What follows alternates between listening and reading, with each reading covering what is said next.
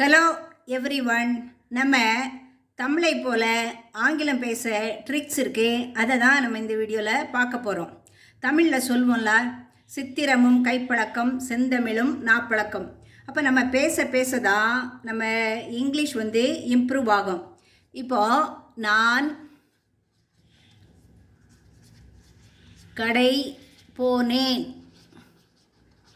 தமிழில் எப்படி சொல்லுவோமா? என்ன சொல்லுவோம்? நான் கடைக்கு போனேன்னு சொல்லுவோம். இக்குன்னு போடுறோம்ல, இந்த இக்கு தான் இங்கே இங்கிலீஷில் என்ன பேர்? ப்ரீபோசிஷன்னு பேர். நான் கடைக்கு போனேன். அப்போ என்ன எழுதுவோம்? ஐ. போனேன்னா வென்ட். இந்த இக்குக்கு என்ன போடுறோம்? டூ போடுறோம். Went to the shop.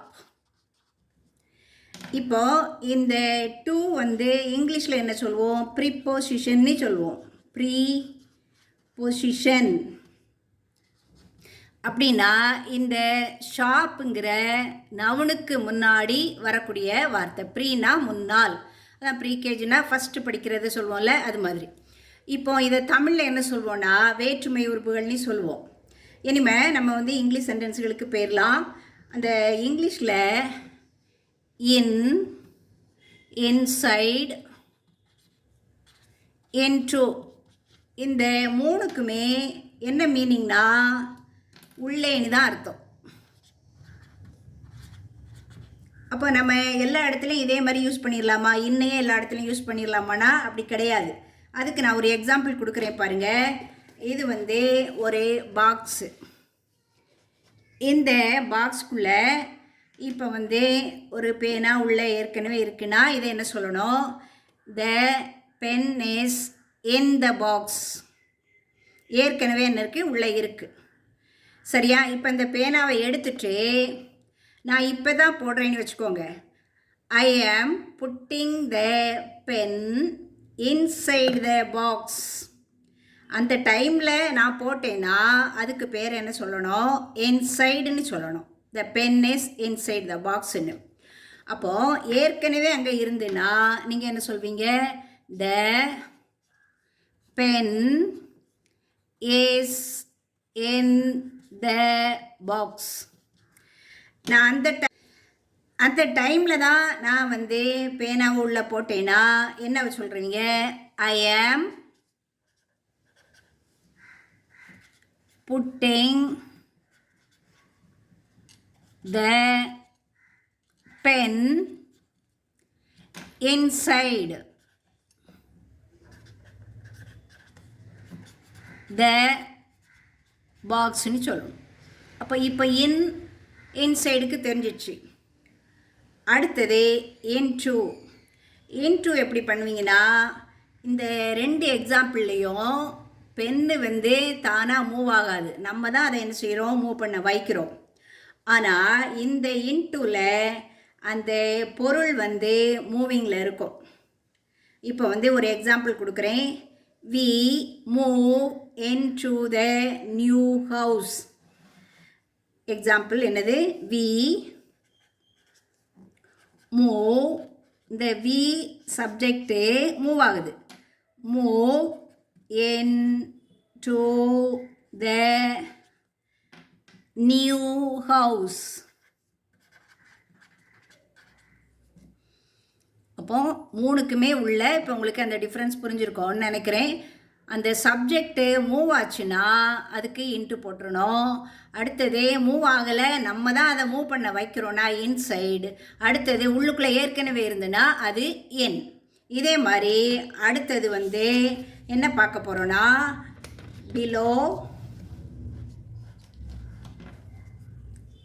below, under, next down. இந்த மூணுக்குமே என்ன மீனிங்னா கீழே. இப்போ ரொம்ப சிம்பிளாக உள்ளது. நம்ம முதல்ல ஃபஸ்ட்டு டவுன் பார்க்கலாம். நம்ம எல்கேஜி அல்லது சின்ன கிளாஸில் நமக்கு ரைம் சொல்லி கொடுத்துருக்காங்க. London bridge is falling down அப்படி ஒரு பாட்டு உண்டு. London bread is falling down. அப்படின்னா மேலேருந்து கீழே விழுறது. அதே மாதிரி இன்னொரு ரைம் உண்டில், Jack and Jill went up the hill to fetch a pail of water. Jack fell down. மேலேருந்து என்ன செய்கிறாங்க, கீழே விழுறாங்க. ஃபெல், இது டவுன்.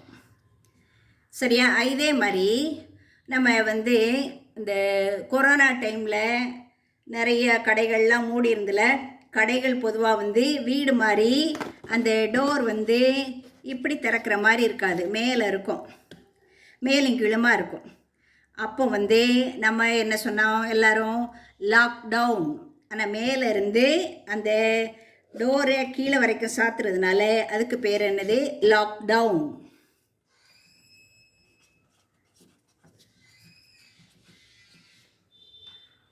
ஓகேவா? மேலேருந்து கீழே டைரக்ஷன் மாறுது. இதே மாதிரி பவர் கட் ஆச்சுன்னா நம்ம என்ன சொல்லுவோம், ஷட் டவுன்னு சொல்லுவோம். ஏன்னா சுவிட்ச் மேலேருந்து கீழே விழும், அதனால் அதை என்ன சொல்லுவோம், ஷட் டவுன். அப்போது டவுன்னா கீழே, அப்போது மேலேருந்து கீழே விழுந்ததுன்னா, மேலேருந்து டைரக்ஷன் மாதிரி வருதுன்னா அதுக்கு பேர் டவுன்னு சொல்லிடணும். ஓகேவா? திருப்பி அண்டர். அண்டருக்கு என்ன மீனிங்னா கீழே தான். அதில் அண்டர்னா ஒரு பொருளுக்கு கீழே, சப்போஸ் இது ஒரு ட்ரீன்னு வச்சுக்கோங்களேன். இந்த ட்ரீக்கு கீழே ஒரு பையன் நிற்கிறான்னா அவனுடைய நிற்கிற சர்ஃபேஸ் அந்த எர்த்தை தொட்டுட்டு இருக்கும். இதுக்கு என்ன சொல்லலாம்னா, the boy is under the tree. அப்படின்னா பையன் இருக்கிறான், அவனுடைய சர்ஃபேஸ் கீழே டச்சிங்காக இருக்கும். மரத்துக்கு கீழே பையன் என்ன செய்கிறான், இருக்கிறான். ஓகே. Next below. இதுக்கும் மீனிங் என்னதான், கீழே. இதில் அதே மாதிரி ஒரு ட்ரீ இருக்குன்னு வச்சுக்கோங்களேன். ஓகே. இந்த ட்ரீக்கு கீழே ஒரு பேர்டு பறக்குதுன்னு வச்சுக்கோங்க. அப்போ என்ன சொல்லணும், the bird is flying below the tree.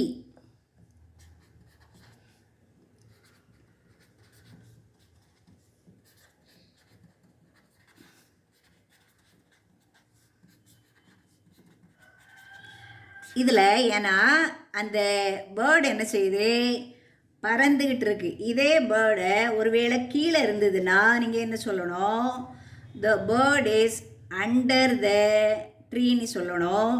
இது அந்த ஆப்ஜெக்ட் மூவ் ஆகிட்டு இருந்துன்னா நீங்கள் என்ன சொல்லணும்னா, இந்த பிலோவை சொல்லணும்.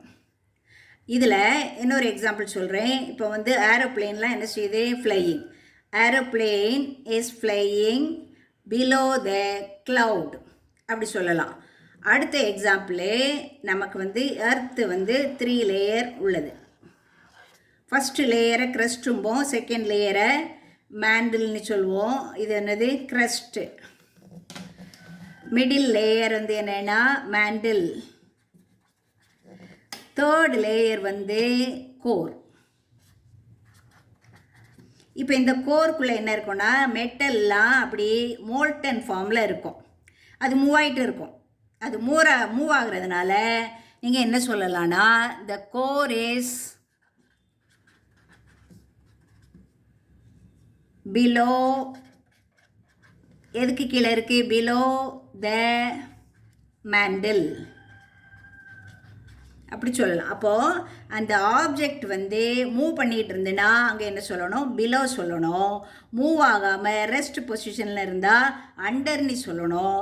அடுத்தது மேலே இருந்து கீழே விழுந்தால் அதுக்கு நீங்கள் என்ன சொல்லணும், டவுன்னு சொல்லணும். அப்போ நம்ம இந்த பிலோ, அண்டர், டவுனும் பார்த்துட்டோம். இனி அடுத்தது ஜென்ரலாக உள்ள எக்ஸாம்பிளு டைமுக்கு நம்ம எதெல்லாம் யூஸ் பண்ணுவோன்னா, என் யூஸ் பண்ணுவோம், ஆன் யூஸ் பண்ணுவோம், அட் யூஸ் பண்ணுவோம். அப்போ இந்த இன் வந்து எங்கெல்லாம் நம்ம யூஸ் பண்ணுறோன்னா சீசனுக்கு முன்னாடி. சீசன்னு சொல்லும்போது இதெல்லாம் வரும். ஸ்ப்ரிங், அப்போ என்ன சொல்லணும்? இன் ஸ்ப்ரிங், வசந்த காலம். அடுத்தது இன் சம்மர், கோடை காலம். அடுத்தது இன் வின்டர். அந்த இடங்களில் நீங்கள் என்ன போடணும்? இன் போடணும். அடுத்தது இன் வந்து மந்த்துக்கு முன்னாடி போடணும். மந்த்துன்னு சொல்லும்போது ஜனவரி டு என்ன வரும்? டிசம்பர். என்ன சொல்லலாம்? இன் ஜனவரி, இன் ஃபெப்ரவரி, அந்த மாதிரி போட்டுக்கலாம். இதே மாதிரி இயர் வரும். Year 1962, what ever may be the year. அங்கேயும் நீங்கள் என்ன செய்யணும்? இன்னு தான் போடணும்.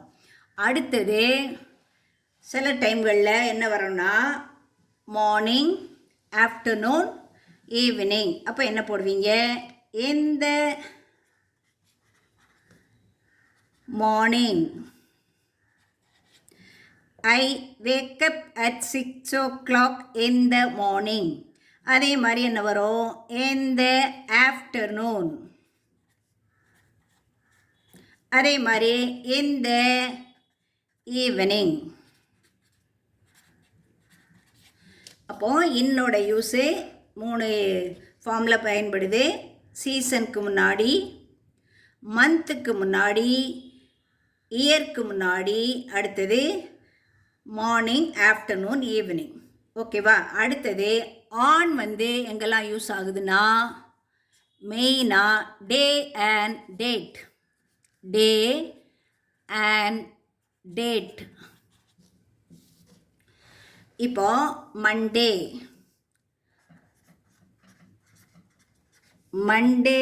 டு சண்டேன்னு வச்சுக்கோங்களேன்.